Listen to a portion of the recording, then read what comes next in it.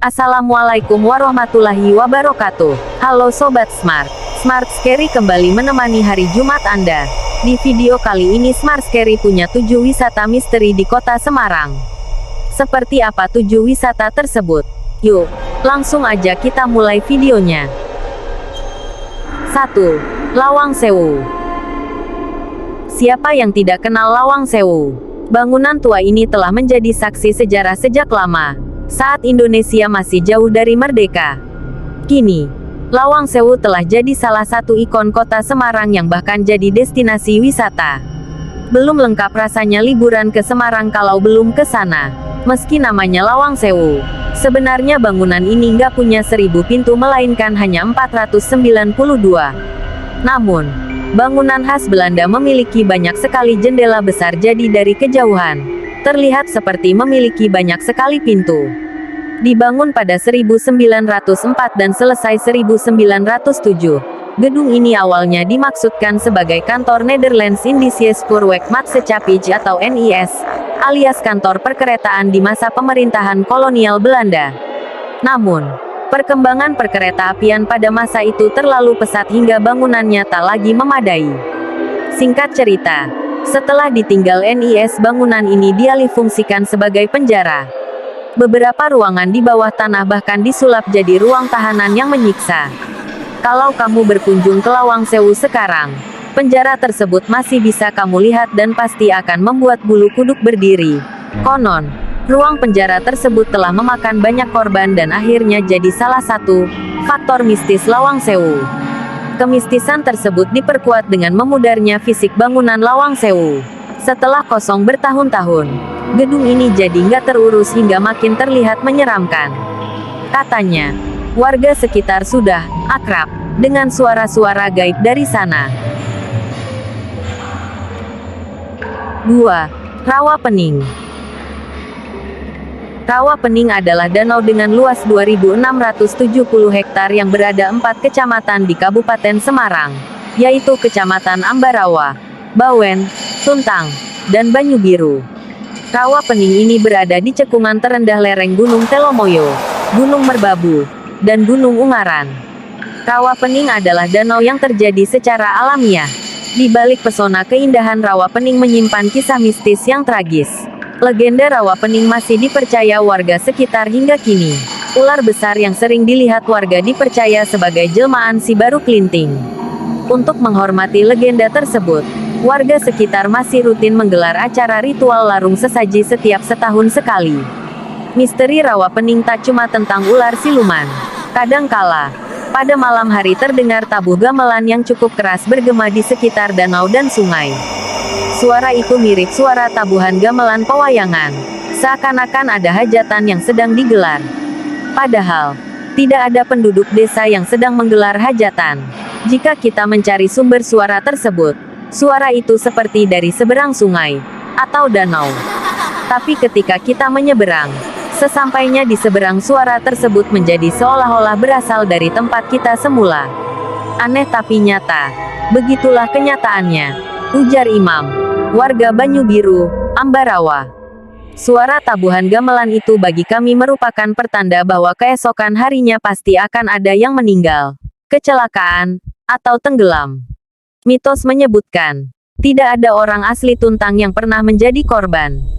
Imam menceritakan, suatu hari terdengar tabuhan gamelan yang sangat semarak, seolah-olah Rawa Pening akan mengadakan hajatan besar. Sekitar 3 hari kemudian, ada celaka. 3. Gunung Ungaran. Gunung Ungaran tingginya sekitar 2050 meter yang tergolong masih aktif. Gunung ini memiliki sumber mata air panas yang letaknya di sekitar Candi Gedong Songo dan Wonoharjo. Dikutip dari Wikipedia, masyarakat setempat meyakini ada makam Dasamuka di lereng gunung ini, tepatnya di antara jajaran candi yang terdapat kawah berbau belerang. Kawah belerang inilah yang diyakini sebagai makam Dasamuka. Konon Dasamuka yang suka mabuk dikubur di kawah ini oleh Hanoman dalam perang besar memperebutkan Dewi Sinta seperti dalam kisah Ramayana. Dalam perang itu, Dasamuka yang sakti tidak bisa mati meski diserang dengan berbagai senjata oleh Rama. Melihat itu Hanoman yang anak dewa itu kemudian mengangkat sebuah gunung untuk menimbun tubuh Dasamuka. Jadilah Dasamuka tertimbun hidup-hidup oleh gunung yang kemudian hari disebut sebagai Gunung Ungaran. Hanoman sendiri kemudian berdiam di Gunung Telomoyo di Magelang untuk mengawasi Dasamuka jika sewaktu-waktu bangkit. Dasamuka bisa bangkit jika mencium bau minuman keras. Pada masa hidupnya konon Dasamuka gemar minum minuman keras hingga siapapun yang datang ke Gunung Ungaran dengan membawa minuman keras akan membangkitkan nafsu Dasamuka. Hal ini membuat masyarakat setempat dulu tidak berani minum minuman keras di areal Candi Gedong Songo. Dasamuka yang tertimbun hidup-hidup di dasar Gunung Ungaran setiap hari mengeluarkan rintihan berupa suara menggelegak yang sebenarnya berasal dari sumber air panas yang terdapat di situ. Mencium aroma miras serangan Dasamuka makin menjadi-jadi. Ditandai sumber air panas makin menggelegak. Kalau sampai tubuh Dasamuka bergerak-gerak bahkan bisa menimbulkan gempa kecil. Sumber air panas yang mengandung belerang itu akhirnya kini menjadi tempat mandi untuk menghilangkan beberapa penyakit kulit. 4. Gedung Marabunta. Gedung Marabunta merupakan salah satu bangunan tua yang berada di Jalan Cendrawasih. Di samping itu gedung ini dulunya merupakan pusat kendali spionase Jerman saat Perang Dunia I. Bangunan ini dibangun pada tahun 1854 yang dulunya diberi nama Schouwburg.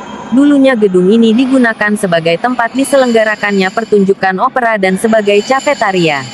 Karena pada zaman kolonial Belanda orang-orang Belanda akan menghabiskan akhir pekan mereka dengan melihat pertunjukan opera sabun, tari sabun ataupun sekedar pertunjukan musik. Pada zaman itu terdapat seorang penari balet berparas cantik yang begitu populer yang memiliki nama panggung Putri Matahari. Penari balet ini memiliki nama asli Margaretha Gertruida Grietjezeel. Karena kepopuleran Putri Matahari maka pada kaca-kaca bangunan ini terdapat kaca patri yang bergambar noni Belanda, yang tidak lain adalah Putri Matahari tersebut. Karena Putri Matahari memiliki pesona yang sulit untuk ditolak sehingga ia terlibat dengan berbagai affairs yang dilakukan dengan petinggi-petinggi negara hingga akhirnya ia dihukum mati pada tanggal 15 Oktober tahun 1917. Cerita misteri itu diawali dari peristiwa tersebut karena konon katanya orang-orang di sekitar bangunan tersebut sering melihat penampakan noni Belanda yang sedang menari-nari di dalam bangunan seperti sedang mementaskan sebuah opera ataupun drama. Kisah gaib ini bahkan sudah sangat terkenal di antara warga Semarang, sehingga menobatkan Gedung Marabunta sebagai salah satu tempat yang angker. 5. Hotel Siranda. Hotel Siranda yang berjaya pada era 1980-an ini dikabarkan sangat angker. Kondisi angker tersebut makin terasa setelah ditelan waktu dengan rimbunan belukar dan kondisi dinding menghitam. Bahkan sampai atap bangunan sudah makin rontok. Apalagi kesunyian malam serta nyaris tak adanya lampu penerangan yang memadai di malam hari. Dengan begitulah kondisi bekas hotel yang berada di Jalan Diponegoro yang sudah belasan tahun tak dipergunakan sebagaimana mestinya. Dari salah satu penuturan yang berinisial Bono, pemuda warga Jalan Hasanuddin yang suka berpetualang mencari tempat-tempat angker sebagai usaha pembuktian dan eksistensi. Menurutnya, lokasi ini kini banyak dihuni pocong dan kuntilanak yang selalu berkeliaran saat malam tiba. Ditambahkan, di pohon beringin yang ada di tempat parkir depan hotel, juga ada kuntilanak yang sering bergelantungan. Beberapa suara menyeramkan seperti wanita tertawa keras dan kadang mengikik, beberapa kali sempat terdengar. Belum juga suara anjing melolong yang juga membuat bulu kuduk berdiri. 6. Hutan Tinjomoyo. Hutan Tinjomoyo di Kecamatan Banyumanik, Semarang, menyimpan banyak misteri.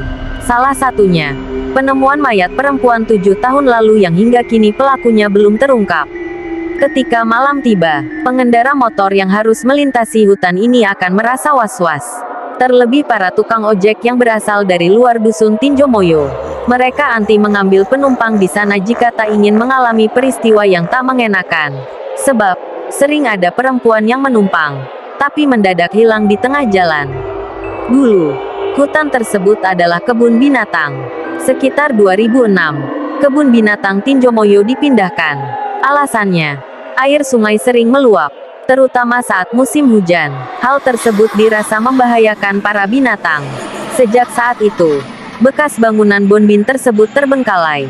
Karena lahannya cukup luas, pemerintah setempat memanfaatkannya sebagai lokasi camping. Di dalam hutan Tinjomoyo juga terdapat sebuah perkampungan. Jalan masuk hutan adalah akses utama warga. Jawa Pos mendatangi beberapa warga dusun Tinjomoyo yang tinggal sekitar 2 km dari pintu masuk hutan untuk menanyakan soal perempuan yang sering mengganggu pengendara.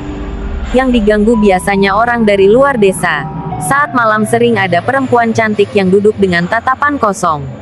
Biasanya, sosok perempuan itu berada di jembatan hutan Tinjomoyo maupun di luar sebelum pintu penjagaan. Nah, sosok tersebut sering meminta tumpangan kepada pengendara yang melintas. Seramnya, saat dibonceng, perempuan tersebut tiba-tiba hilang di tengah perjalanan. Sakdun menuturkan, kalau perempuan itu ditemui di dalam hutan, biasanya dia minta diantar sampai pintu penjagaan.